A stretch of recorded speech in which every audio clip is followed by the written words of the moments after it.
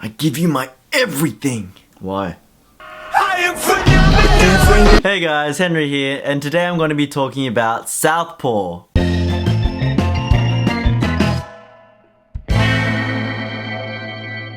So Southpaw is a movie directed by Antoine Fuqua, starring Jake Gyllenhaal as the main character, Billy Hope. Billy Hope is at the top of the boxing game. He's never lost, he's undefeated, he's rolling in dough, he's got a loving family and plenty of friends and entourage. And then stuff just starts to go sour and his life gets worse and worse and worse, and basically it turns to shit. The movie basically makes Jake Gyllenhaal's character hit rock bottom and then smashes him through rock bottom to a deeper rock bottom. It feels so unfair on this one character to go through all of this stuff, but at the same time, it's also poetic justice. You can see why he would get into this situation because of the character that he is. But every time he goes through hardship, you just get it in the feels. This movie is just so raw and it just pulls on your heartstrings many, many times.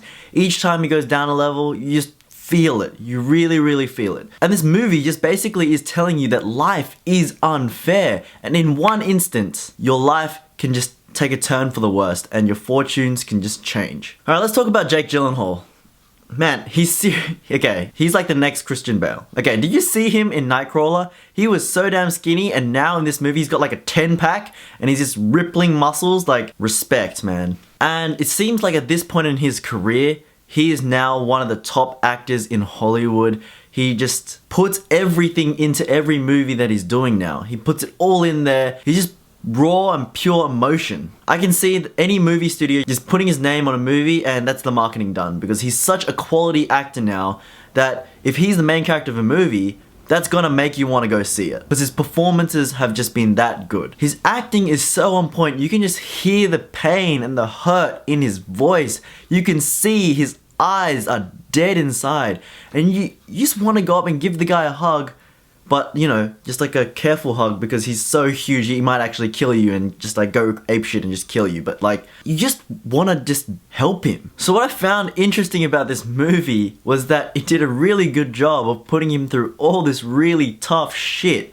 But at the same time, his character was a raging, aggro douchebag. So you do get that conflicting sense where you're going, damn, he's a dick. He had all of this stuff and he squandered it, and that's his fault because of his own character. He's just a dick, he's angry, he takes everything for granted, and yes, he's getting what he deserves. But at the same time, is it really what he deserves? Does he really deserve to go through that much pain and that much suffering to pay for just his, you know, temper tantrums? This movie really puts that into perspective, and although I didn't like his character at the beginning, that's the point of the movie.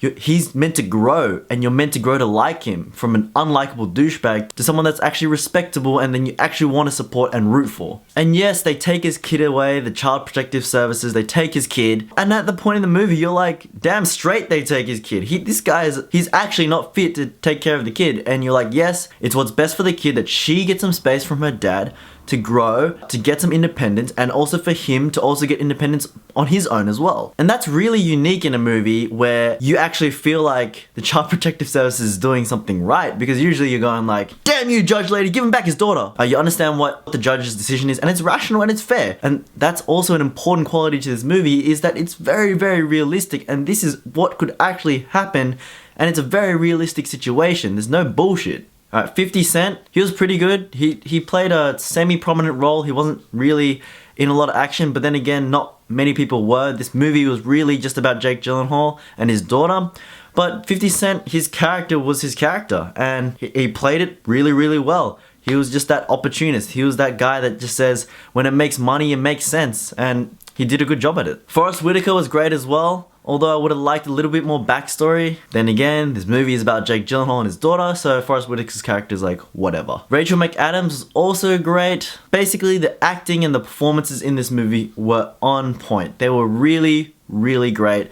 And the kid, her performance, okay, I don't know her name off the top of my head right now, but her performance seriously blew my mind. I probably said this in a review before, but kids can make or break a movie with their bad acting, and it's not their fault because they're kids, you know. They haven't learned how to act properly yet. They just at the beginning of their careers. But damn, this girl, she put her everything into this role. She really became that character, and you got the feels every time her eyes were swelling up, your eyes were swelling up. Every time her voice was croaky, you just felt sick inside, and you just wanted to give her a big ass hug because the shit she had to go through, man, like, she represented it so well, and I must commend her for that because just damn. This movie is an emotional roller coaster, and it is quite depressing at times. The depressing moments just come in waves and waves and waves. It just keeps attacking you and just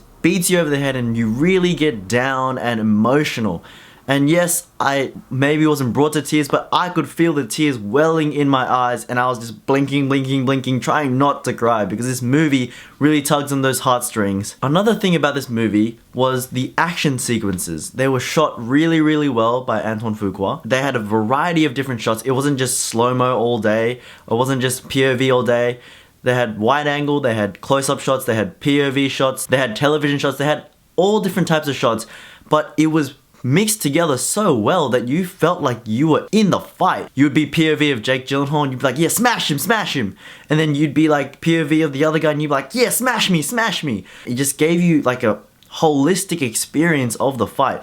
And on the action point of things, this movie did not lack action. Although it was depressing and sad and real and raw and just about the feels, it had a lot of action which balanced it out perfectly. And those boxing moments, they give you that high, they make you get that energy, and Jake Gyllenhaal really brings that energy and gives you that big high, and then you hit those lows, man. You hit those lows and you feel real sad. Okay, the final note I want to say is that the trailer for this movie basically spoiled everything in this movie. So if you haven't seen the trailer but you want to go see the movie, then don't watch the trailer. And if you're watching a movie in the cinema and before the movie a Southpaw trailer comes up, just do la la la la la, because the trailer really ruins the movie. I watched the trailer and I went into the movie and I knew what was going to happen, and I thought to myself, if I did not watch that trailer, this movie probably would have broken me in half because it's just that emotional, and because I already knew what was going to happen, it sort of took away from that. Overall, Southpaw is a great boxing movie with all the similar genre tropes that you see in a boxing movie, but it does a really good job of adding that extra oomph, that extra element which takes this beyond just a sporting action movie. It pushes the audience a little bit further emotionally